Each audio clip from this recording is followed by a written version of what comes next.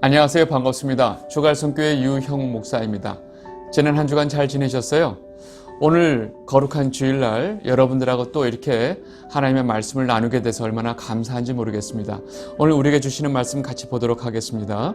누가복음 22장 20절, 저녁 먹은 후에 잔도 그와 같이 하여 이르시되 이 잔은 내 피로 세우는 새 언약이니 곧 너희를 위하여 붓는 것이라. 아멘. 여러분, 지금 우리가 누가복음 22장의 내용을 지금 오늘 보게 돼 있는데요. 상황을 좀 생각하셔야 돼요. 여러분, 예수님께서 예루살렘 성에 어린 나귀를 타고 입성하시는 장면을 우리가 몇 주 전에 봤죠. 예루살렘 성에 입성하신 예수님은 며칠이 지났어요. 그동안 또 우리가 몇 번 상황을 봤는데, 그러고 나셔서 이제 십자가의 고난의 길을 가시기 바로 전날의 상황입니다. 여러분, 지금 예루살렘 성에는 그 유월절 절기를 지키기 위해서 굉장히 각 지역에서 온 유대인들이 많이 있어서 굉장히 북적이고 있는 상황이에요. 여러분, 예수님이 유다의 손에 팔리시기 바로 전날 예수님은 그 제자들과 마지막으로 유월절 식사를 하십니다. 여러분, 근데 그 유월절 식사가 이 예수님과 제자들이 마지막이에요. 예수님의 십자가 길을 가시기 마지막 순간입니다. 근데 그것이 바로 유월절 식사의 장면입니다. 이때 예수님께서 마지막으로 제자들에게 말씀하시는 장면이 오늘 우리가 보게 될 장면이라고 보시면 됩니다. 22장 처음을 좀 보도록 하겠습니다. 누가복음 22장 1절에서 2절 말씀. 유월절이라 하는 무교절이 다가오매 대제사장들과 서기관들이 예수를 무슨 방도로 죽일까 궁리하니 이는 그들이 백성을 두려워함이더라. 여러분, 지금 상황이 보이시죠? 지금 이 대제사장들과 서기관들이 예수를 죽이려고 하는 그 생각이 완전히 끝까지 갔어요. 어떻게 저 예수를 죽일까 하는 생각밖에 없는 상황이었어요. 여러분, 이 종교 사회인 유대 사회에서 모든 권력과 힘과 모든 종교적인 특권을 다 누리고 있는 이 대제사장들과 서기관들이 지금 무슨 일을 하고 있느냐? 오로지 예수를 어떻게 죽일까 궁리하는 것밖에 없다는 거예요. 여러분, 이 벌써 상황이 거의 끝까지 가고 있다는 것을 아셔야 됩니다. 여러분, 왜 이들이 이렇게 예수님을 죽이려고 할까요? 간단하죠. 이들이 이제까지 누리고 있었던 모든 특권, 권력, 힘, 그리고 자기네들이 가지고 있었던 모든 그런 지도자의 위상까지 굉장히 위험하기 때문에 그렇습니다. 예수님을 놔두면 자신들의 이 모든 것이 다 날아갈 것 같아요. 네. 자신들은 이것을 유지하기 위해서 예수님을 죽여야 돼요. 왜요? 예수님이 말씀하시는 그 모든 복음이 자신들이 이제까지 외쳤던 모든 것들과 다 다르기 때문에 그렇습니다. 이들은 어쨌든 예수님이 자신들의 이 모든 것을 방해하는 엄청난 요소이기 때문에 예수님을 제거해야 돼요. 죽여야 돼요. 문제는 지금 매일같이 예수님께서 성전에서 말씀하시고 그 백성들을 가르치시는데 그 가르침이 이전에 그 대제사장과 서기관들이 가르치던 가르침하고 너무 달라요. 백성들이 아멘 하면서 예수님의 그 말씀을 듣고 있는데, 그러면서 이 백성들은 예수님을 굉장히 위대한 선지자다 생각하고 있는 거예요. 근데 이런 와중에 이 대제사장과 서기관이 예수님을 체포하게 되면 밀란이 일어날까봐 두려워한 거죠. 그래서 이들이 백성들을 두려워했다라고 말을 하는 것입니다. 이 장면이 마가복음에서 좀 더 구체적으로 표현이 되고 있습니다. 마가복음 14장 1절에서 2절. 이틀이 지나면 유월절과 무교절이라 대제사장들과 서기관들이 예수를 흉계로 잡아 죽일 방도를 구하며 이르되 밀란이 날까 하노니 명절에는 하지 말자 하더라. 여러분, 이 대제사장과 서기관들이 예수를 죽일 방도를 놓고 아주 그냥 골머리를 앓고 있는 거예요. 어떨 때, 어느 때 해야 될까? 어떻게 해야 될까? 아주 골치 아파요. 그런데 이들이 쾌재를 부릴 만한 엄청난 일이 생깁니다. 바로 뭐냐? 예수님의 제자인 유다가 이들에게 직접 가서 내가 예수를 너희들에게 넘길 것이다. 그리고 이러이러한 때에 넘길 테니까 너희들이 이 예수를 이렇게 붙잡으면 된다 하고 아주 기가 막힌 방법을 제시한 거예요. 여러분, 이들에게 예수님의 가장 가까운 제자이면서 내부의 적이죠. 이 유다가 이렇게 와서 얘기하는 것은 정말 절호의 기회였던 것입니다. 아마 할렐루야 하지 않았나 모르겠어요. 누가복음 22장 3절에서 6절 말씀입니다. 12 중에 하나인 가룟인이라 부르는 유다에게 사탄이 들어가니 이에 유다가 대제사장들과 성전 경비대장들에게 가서 예수를 넘겨줄 방도를 의논하며 그들이 기뻐하여 돈을 주기로 언약하는지라. 유다가 허락하고 예수를 무리가 없을 때에 넘겨줄 기회를 찾더라. 이들은 아주 절호의 기회를 맞이하게 됐죠. 여러분, 우리는 이 예수님의 제자인 유다가 예수님을 팔았다는 사실을 너무나 잘 알아요. 너무나 잘 알죠. 이 배반한 제자의 대명사인 유다. 그런데 요즘 이 유다에 대해서 아주 새로운 시각들이 생겨납니다. 무슨 얘기냐? 이 유다를 지지하는 사람들이 생겨요. 놀랍죠? 유다에게 지금 성경에서 사탄이 들어갔다고 하는데 어떤 사람들이 유다가 이렇게 예수님을 판 것에 대해서 이 유다에게 이 책임을 돌리는 것이 옳으냐라고 말을 하는 거예요. 여러분들 이런 질문에 대해서 어떻게 생각하세요? 어이가 없죠? 네.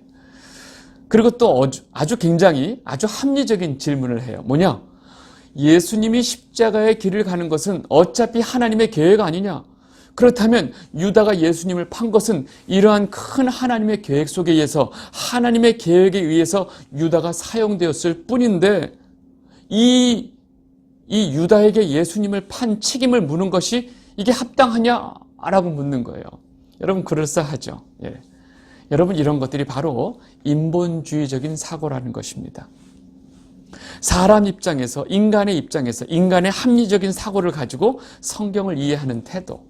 여러분 제가 제일 성경을 볼 때 문제시되는 것이 바로 이런 인본주의적인 태도를 가지고 보는 것이라고 제가 말씀을 드렸는데 성경은 아무리 이런 사람들이 그렇게 얘기를 할지언정 성경은 분명하게 이 책임이 유다에게 있다라고 말을 하고 있습니다.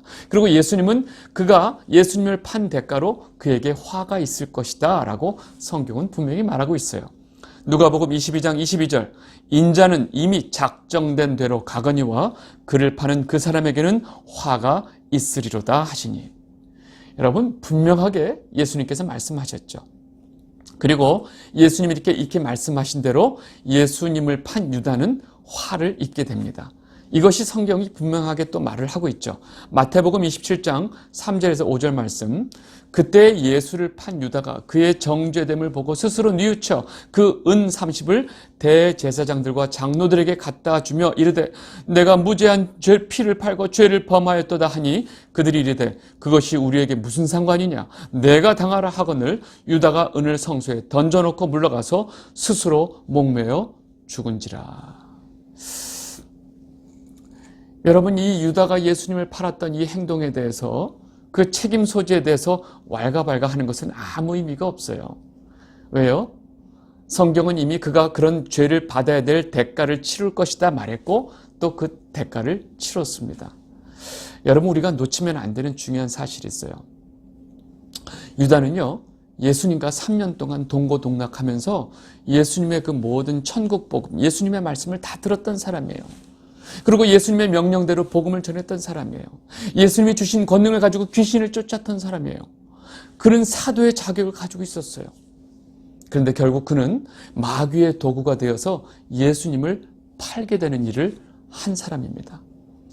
여러분 그래서 예수님이 다음과 같이 말씀하신 거예요. 마태복음 7장 22절에서 23절 그날에 많은 사람이 나더러 주여 주여 우리가 주의 이름으로 선지자 노릇하며 주의 이름으로 귀신을 쫓아내며 주의 이름으로 많은 권능을 행하지 아니하였나이까 하리니 그때 내가 그들에게 밝히 말하되 내가 너희를 도무지 알지 못하니 불법을 행하는 자들아 내게서 떠나가라 하리라. 여러분 유다의 문제는 어떤 문제가 있었을까요? 그는 잘못된 기초를 가지고 있었습니다. 겉으로 드러나는 모든 행동들은 다른 제자들과 똑같았어요.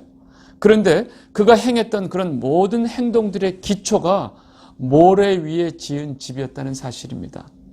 여러분 가룟인이라고 얘기하죠. 가룟 유다. 여러분 가룟인이라고 하는 것은 당시의 열심당원을 말합니다. 그가 3년 동안 예수님의 제자로 있으면서 그 모든 일을 행했지만 그는 열심당원으로서의 목적을 가지고 예수님을 쫓았던 것입니다. 여러분 그 반석에 지은 집이냐 모래 위에 지은 집이냐 할 때 그 집의 모양이나 디자인이나 집의 크기에 대해서 얘기하는 게 아니에요. 바로 그 집의 기초에 대해서 말씀하고 계시잖아요. 여러분, 집의 기초가 반석인지 모래인지가 제일 중요하다는 것입니다. 여러분, 그 유다가 행했던 모든 그런 행위들이 중요한 것이 아니라 그가 어떤 기초를 가지고 행했느냐가 더 중요하다는 것입니다. 이 영상을 보고 계신 주갈성 성도 여러분, 제가 정말로 주의 이름으로 여러분들께 진심으로 권면드립니다. 여러분들이 정말로 신앙의 양심을 가지고 행하는 모든 섬김들, 그 섬김의 뿌리가 무엇인지 여러분들은 한번 깊이 생각을 해보셔야 합니다. 여러분들의 그 예배, 찬양, 섬김, 이 모든 것이 우리를 위해서 십자가에 돌아가신 그 예수 그리스도의 그 십자가의 공로를 기반으로 하고 있지 않다면, 혹은 또 그 사랑을 우리가 놓치고 있다면 우리의 섬김과 예배와 찬양은 굉장히 위험해집니다. 여러분들이 아무리 신학적인 진리를 깨닫고 있다 할지라도 아주 어떤 분은 성경을 다 꿰고 있죠. 그런데 정작 그분의 십자가의 사랑을 놓치고 있다면 굉장히 위험하다고 볼 수 있습니다. 이건 제 얘기가 아니고요. 바울의 이야기입니다. 고린도전서 13장 1절에서 3절, 내가 사람의 방언과 천사의 말을 할지라도 사랑이 없으면 소리나는 구리와 울리는 꽹과리가 되고, 내가 예언하는 능력에서 모든 비밀과 모든 지식을 알고 또 산을 옮길 만한 모든 믿음이 있을지라도 사랑이 없으면 내가 아무것도 아니요, 내가 내게 있는 모든 것을 구제하고 또 내 몸을 불살에게 내어줄지라도 사랑이 없으면 내게 아무 유익이 없느니라. 아멘.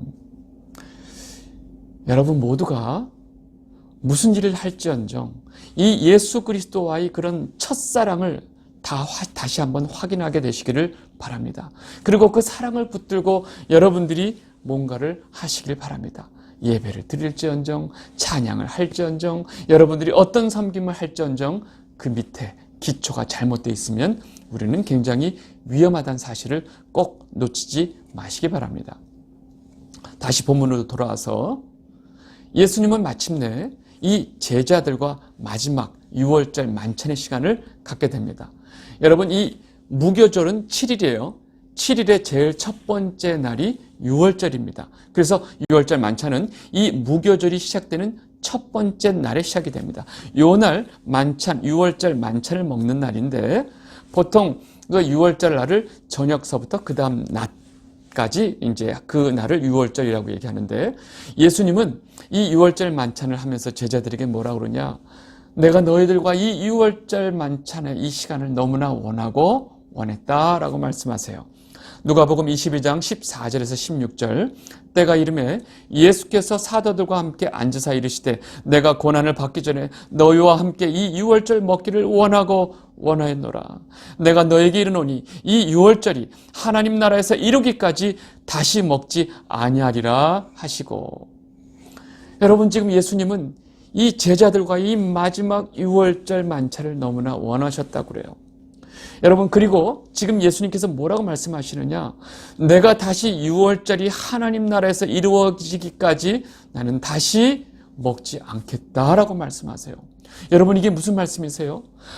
이 6월절이 하나님 나라에서 이루어지기까지 하신 이 말씀이 무슨 말일까요? 여러분, 6월절이 뭐죠? 출애굽할 때, 이스라엘 백성들이 애굽에서 출애굽할 때 마지막 이 온 이집트 전역에, 애굽 전역에 이 죽음의 신이 모든 각 집의 첫째 되는 모든 그 장자를 다 죽이고 갈 때 이 문설주에 어린 양의 피가 발려있는 그 집은 죽음의 신이 넘어갔죠. 그래서 이스라엘 백성들은 그 장자가 다 죽지 않고 살았어요. 여러분, 이것을 기억하는 것이 6월절인데, 이 장자는 그 집안을 대표성이 있어요. 한마디로 다 죽어야 되는데 이 피로 인해서 죽지 않고 죽음의 신이 넘어갔다고 해서 6월, 패스오버라고 하는 것입니다. 여러분, 다시 말해서 6월절이 하나님 나라에서 이루어진다고 하는 것은 뭐냐면, 이 땅의 모든 백성들이 그 죄로 말미암아 심판을 받을 때 예수 그리스도의 피로 의의 옷을 입은 하나님의 택한 백성들만 그 죽음의 심판에서 면함을 받고 다시 생명을 얻게 되고, 다른 그 외의 모든 사람들은 사망의 심판을 받는 날이 된다는 것입니다. 여러분, 이것이 바로 하나님 나라에서 유월절이 이루어지는 것입니다. 여러분, 이게 언제죠? 여러분 잘 알다시피 예수님께서 다시 재림하셔서 이 땅에 오시는 그때에 바로 이것이 이루어진다는 거예요. 예수님은 지금 다시 말해서 무슨 말씀하고 계시느냐?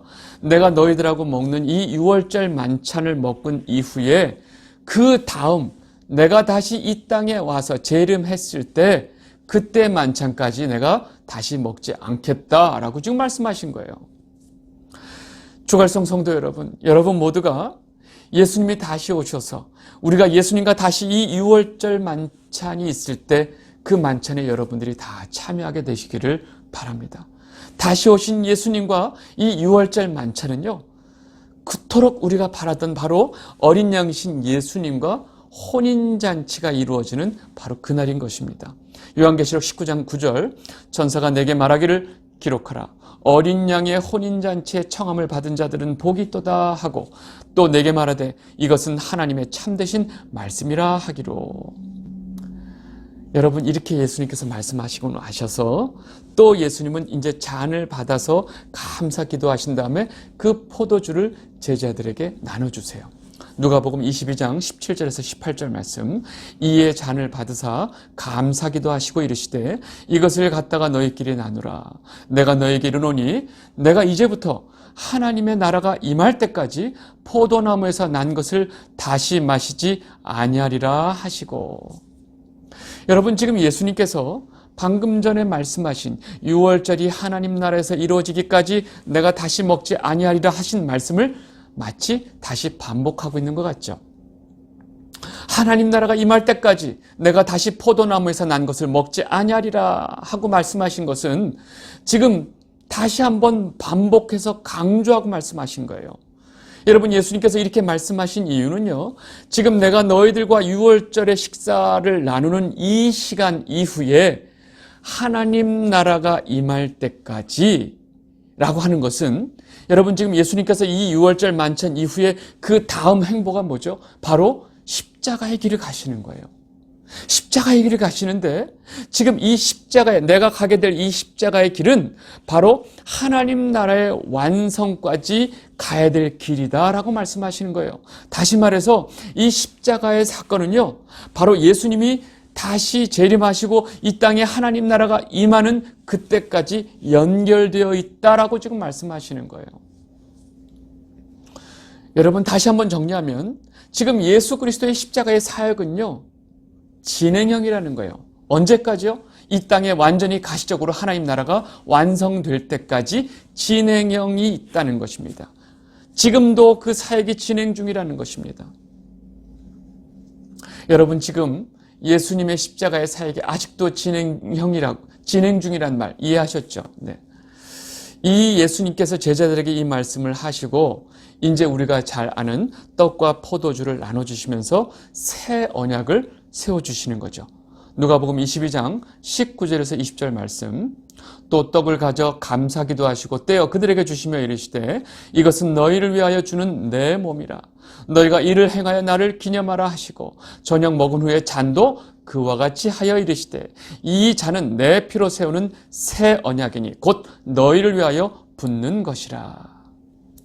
여러분, 지금 이 장면은 우리가 잘 알다시피 처음으로 예수님과 제자들이 행하는 성찬식이죠. 성찬식이에요. 이것을 우리가 기념하는 것이 성찬 예식이니까요. 그런데 이 예수님과 제자들 사이에서 떡과 잔을 나누는 이 모습 속에서 예수님께서 뭐라고 얘기하느냐?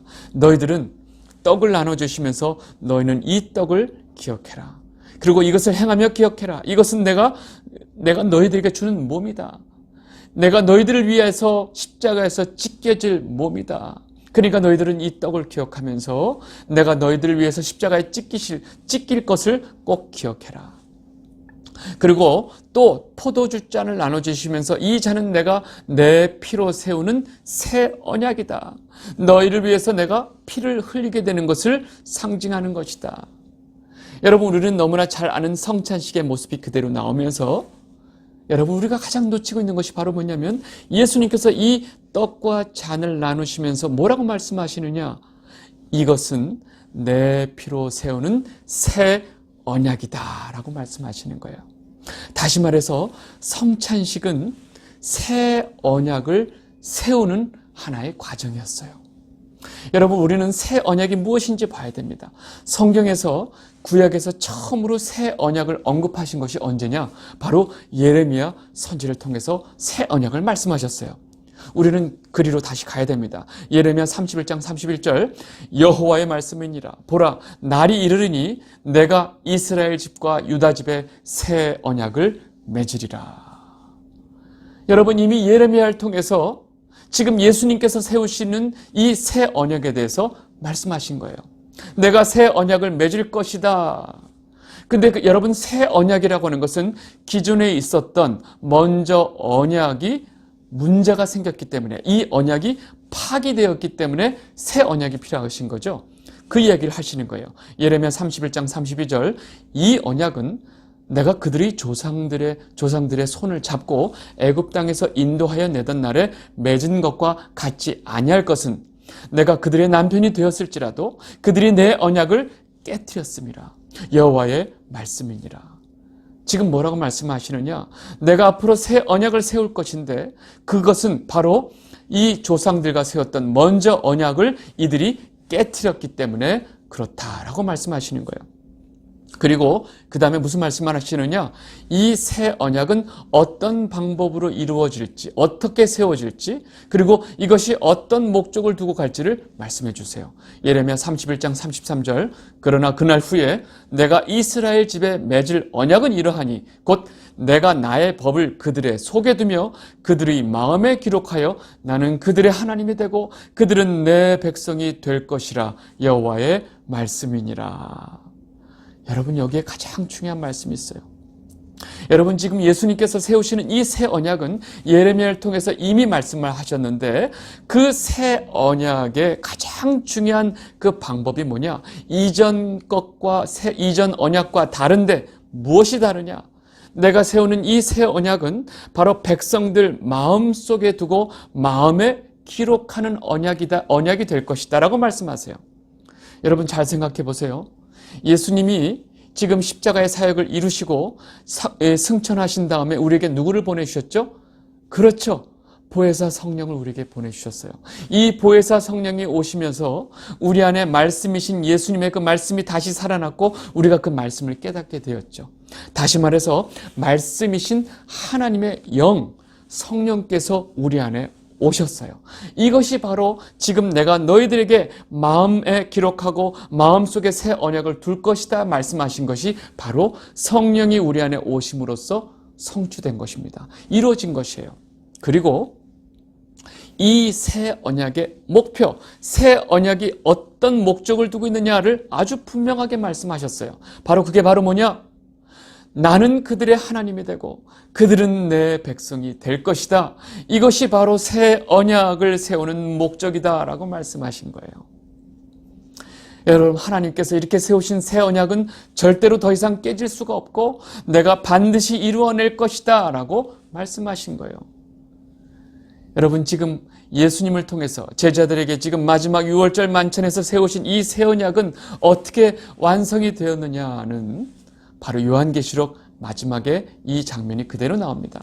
요한계시록 21절 3절, 내가 들으니 보좌에서 큰 음성이 나서 이르되 보라, 하나님의 장막이 사람들과 함께 있으며 하나님이 그들과 함께 계시리니 그들은 하나님의 백성이 되고 하나님은 친히 그들과 함께 계셔서. 여러분, 이것이 바로 새 언약이 완성이 된 것입니다. 여러분, 제가 좀 정신없이 봤지만 간단하게 정리하겠습니다. 지금 예수님께서 제자들과 마지막 유월절 만찬을 하시면서 같이 떡을 떼시고 잔을 나눠주시면서 뭘 세우셨어요? 새 언약을 세우셨죠. 새 언약을 세우셨는데 이 새 언약의 목적은 바로 하나님 나라의 완성이었어요. 왜요? 내가 이 모든 것이 하나님 나라가 이루어질 때까지 다시 너희들과 포도주를 먹지 않겠다고 말씀하셨어요. 즉, 새 언약은 지금 어디까지 연결되느냐? 하나님 나라의 완성까지 연결되는 거예요. 근데 바로 그 하나님 나라의 완성은 바로 뭐냐? 하나님께서 우리의 하나님이 되시고 우리가 하나님의 백성이 되는 것이 바로 하나님 나라의 완성이 되는 것입니다. 여러분 이제 정리가 되시죠? 이 영상을 보고 계신 주갈성 성도 여러분, 우리는 지금 예수님께서 마지막 6월절 만찬에서 세우신 그 새 언약을 붙들고 살아가는 하나님의 백성들이에요. 그 새 언약은 하나님 나라의 완성으로 연결돼 있고, 그 하나님 나라의 완성까지 이루어지게 될 그 새 언약은 바로 나는 그들의 하나님이 될 것이고 그들은 내 백성이 될 것이라 라고 말씀하신 것입니다. 여러분, 이것이 우리가 하나님과 즉 예수님이 세우신 그 새 언약을 붙들게 된 목적이라는 것을 우리가 잊으시면 안 됩니다. 우리는 주님께서 이 새 언약을 이루실 그날을 소망하며 살아가는 자들이 바로 저와 여러분이라는 사실입니다.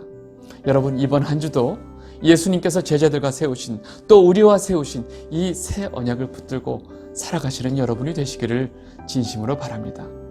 오늘 말씀 여기까지 하도록 하겠습니다. 감사합니다.